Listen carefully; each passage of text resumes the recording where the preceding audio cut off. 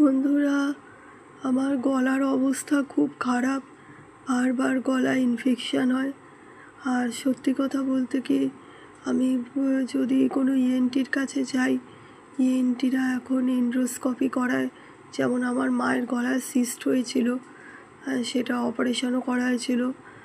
আর আমার এইগুলো বহুত সত্যি কথা বলতে ঝামেলা লাগে। এই গলার মধ্যে এন্ডোস্কোপি করবে সব সময়, এন্ডোস্কোপির ফল ভালো হয় না। হ্যাঁ, তারপরে এন্ডোস্কোপি করে তারপরে যদি এরকম সিস্ট পায়, সেটাকে আবার সার্জারি করা। মানে আমার না এগুলো একদম ভালো লাগে না। আর অনবরত গলাতে সংক্রমণের প্রবলেম, ইনফেকশানের প্রবলেম হয়। আর কিছুতেই মানে এই উত্তরপাড়া ছেড়ে না যাওয়া যায় না। উত্তরপাড়ার এই নতুন ফ্ল্যাটটা হয়েছে, নতুন যে ফ্ল্যাটগুলো যে কী ঘিঞ্জি, আর বড় বড় রোগ জীবাণু, যেন করোনা ভাইরাসের মতো বড় বড় রোগ জীবাণু ওখানে। আমি সেই ছোটোবেলা থেকে না ভুগছি।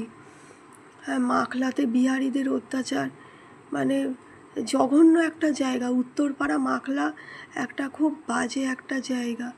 তো আমি এখান থেকে না শিফট হতেও পারছি না। আর এটা আমার মা বাবার জন্য, খালি অচেনা জায়গায় যাবো না, অচেনা জায়গায়। কিন্তু আমার শরীর স্বাস্থ্যের কথাটা কোনো দিন তারা ভাবে না, আমার কথাটা ভাবতে চায় না।